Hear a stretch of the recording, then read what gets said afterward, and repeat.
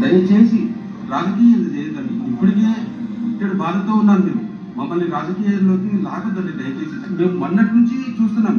ఒకరు చనిపోయారని, అవయవ దానాలు చేసేశారని, ఏదేదో జరిగిపోయిందని మేము చెప్పని మాటలు, మా దృష్టిలో కూడా లేని మాటలు రాసేశారు. దయచేసి తొందరపడేరా రాసి మమ్మల్ని ఇబ్బంది పెట్టొద్దండి. నమస్కారం అండి. ఈ మాట మాట్లాడింది ఎవరనుకున్నారు? మన అడ్వకేట్ రజనీ గారు. ఆవిడ ఈ మెడికో ప్రియాంక ఎవరైతే ఉన్నారో ఆ అమ్మాయి చనిపోక ముందే ఆ అమ్మాయి చనిపోయింది అని మీడియాతో మాట్లాడడం జరిగింది. ఒకసారి అడ్వకేట్ రజనీ ఏం మాట్లాడిందని వినిపిస్తే ఒకసారి వినండి, మాట్లాడుకుందాం. ఎక్కడున్నావు? దా. మరి ఎస్కేప్ అయిపోదు అప్స్టాండింగ్ లో ఉన్న వాళ్ళని పట్టుకోవడానికి 3 రోజులు టైం పట్టిందా? సభ్య సమాజంలో 10 నిమిషాల్లో విజిలేస్తే వచ్చేస్తాం, సీసీ కెమెరాలో మీరు ఎక్కడున్నారో చెప్పేస్తాం. మరి ఇలాంటి మాటలు ఒట్టి మాటలే కదండి. సో ఇక్కడ పోలీస్ వ్యవస్థ ఫెయిల్ అయ్యిందనే దానికంటే వీటన్నిటికంటే మించి సరైన ఎవిడెంటరీ కోర్టుకి సబ్మిట్ చేయట్లేదు. సిదిరి అప్పలరాజు గారి మీద కేసు పెట్టినటువంటి శ్రద్ధ ఈ కేసులో రావట్లేదు. ఆయనకి ఇప్పటి వరకు కూడా బెయిల్ రాని పరిస్థితి. కొడుకు చేసిన దానికి తండ్రిని తీసుకుని వెళ్ళే సెక్షన్లు బహుశా ఈ రాష్ట్రంలో ఎక్కడా కూడా ఇంప్లిమెంట్ చేయలేదు. కానీ తప్పతాగి కొట్టినోడిని మాత్రం, కారుతో ఢీ కొట్టినోడిని మాత్రం 3 రోజుల తర్వాత గౌరవ సీఏ గారు ఈరోజు కనిపెట్టి అరెస్ట్ చేయాల్సినటువంటి పరిస్థితి వచ్చిందట.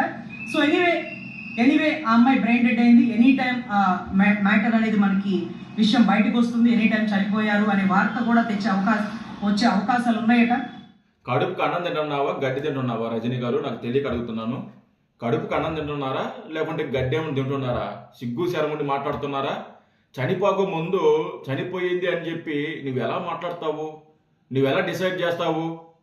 బ్రెయిన్ డెడ్ అయింది, ఇంకా ఆ చోట్ల తెలుస్తుంది చనిపోతుందని వార్త. ఏం మాట్లాడుతున్నావు నువ్వు? సిగ్గుండి మాట్లాడుతున్నావా, సిగ్గు లేకుండా మాట్లాడుతున్నావా? అరే, ఒక మనిషి చనిపోక ముందు చనిపోయాడని ఎలా మాట్లాడతారండి? అరే, ఆ అమ్మాయి చావు బతుకుల్లో హాస్పిటల్లో పోరాడుతుంటే, ప్రాణం కోసం పోరాడుతుంటే ఆ అమ్మాయి మీద కనికరం చూపించే తుప్పు లేదు, మానవత్వం లేదు. ఆ అమ్మాయి మీద రాజకీయం చేస్తున్నారా మీరు? ఆ అమ్మాయి మీద, ఆ అమ్మాయి చనిపోయిందని వార్త తెలిసిన వెంటనే వైసీపీ నాయకులు, ఈ అడ్వకేట్ రజనీ కానీ లేకుంటే వాటెవర్ ఈ వైసీపీ కార్యకర్తల నాయకులు ఎవరైతే ఉన్నారో వాళ్ళు అప్పుడే శవ రాజకీయాలు మొదలెట్టారండి. శవ రాజకీయాలు. ఏది రాజకీయం చేయాలో ఏది రాజకీయం చేయకూడదో తెలియదండి మీకు అసలుకి. ఇదే రాజకీయం. ఒక అమ్మాయి ప్రాణం పోతే ఆ అమ్మాయి మీద రాజకీయం చేస్తారా?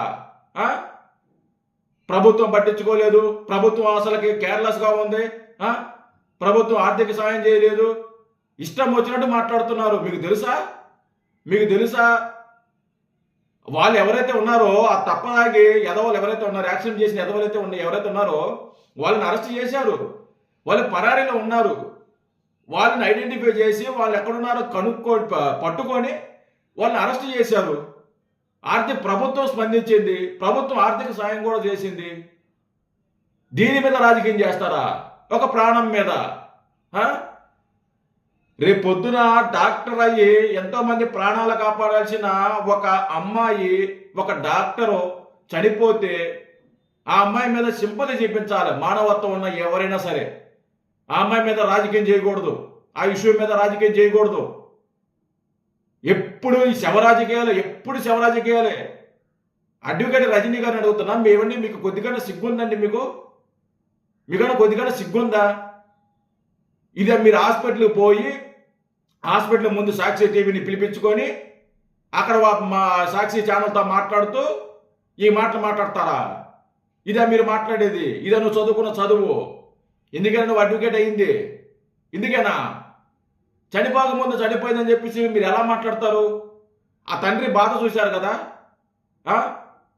ప్రభుత్వం పట్టించుకోలేదు అంటున్నారే. ఆ తండ్రి ఏం మాట్లాడుతున్నాడు? ఆ తండ్రి ఏం మాట్లాడుతున్నా ఒకసారి వినిపిస్తావేనండి, పూర్తి వీడియో వినిపిస్తా.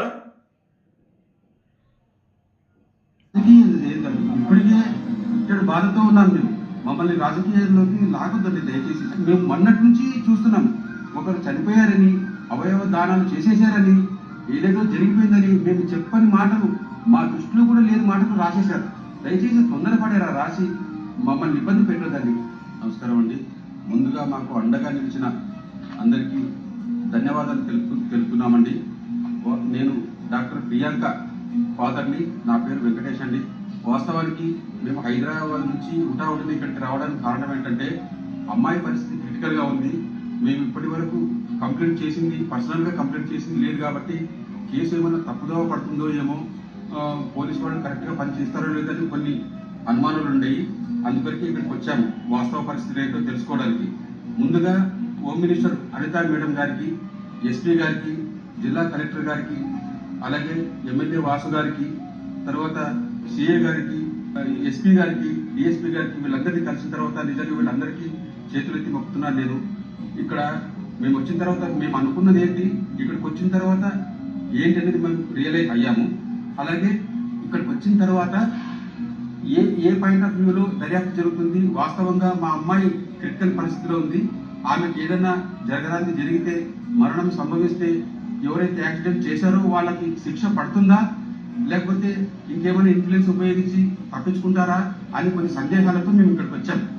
వాస్తవానికి ఇక్కడికి వచ్చిన తర్వాత మాకు తెలిసింది ఏంటంటే పోలీసు వాళ్ళు చేసిన ఎంక్వైరీ పాయింట్ టు పాయింట్ వాళ్ళు చెప్పడము, ప్రతిదీ వాళ్ళు నోట్ చేసుకోవడము, ప్రతిదీ వాళ్ళు రికార్డ్ చేయడము, అలాగే ఫుటేజెస్ తీసి పెట్టడము, దాన్ని క్లియర్గా వివరంగా మాకు అర్థమయ్యేలా చెప్పి ఏం జరుగుతుంది, ఏం చేయబోతున్నారు అదంతా విన్న తర్వాత మాకు నిజంగా సాటిస్ఫై అయింది. చాలా అద్భుతంగా వాళ్ళు ఎంక్వైరీ. విన్నారు కదండి ప్రియాంక తండ్రి గారు ఏం మాట్లాడుతున్నారు. పోలీసులు స్పందించారు, మాకు న్యాయం చేయాలనుకున్నాము, న్యాయం చేశారు. హోమ్ మినిస్టర్ అనిత గారు శ్రద్ధ తీసుకున్నారు, ప్రతి ఒక్కటి ఆయన మాట్లాడడం జరిగింది. మధ్యలో మీ రాజకీయం ఏంది? సిగ్గుందా మీకు అసలుకి? నిన్న హాస్పిటల్ దగ్గరికి ఈ వైసీపీకి సంబంధించిన శ్యామల, అలాగే అరగుండు, ఇంకొకటి అతను ఉన్నాడు, వాడి పేరు నాకు తెలియదు, చంద్రశేఖర్ అంటే వాడి పేరు, వీళ్ళందరూ పోయి అక్కడ రాజకీయం చేస్తున్నారు, అక్కడ పథకాల గురించి మాట్లాడుతున్నారు. సిగ్గు శరముందా మీకు అసలుకే? కడుపుకు అన్నమేగా తినేది, గడ్డి కాదు కదా. సిగ్గుపడండి ఇలాంటి రాజకీయం చేయడానికి. ప్రతిదీ రాజకీయమేనా అండి? ప్రతిదీ రాజకీయమేనా? ఇది కూడా రాజకీయమేనా?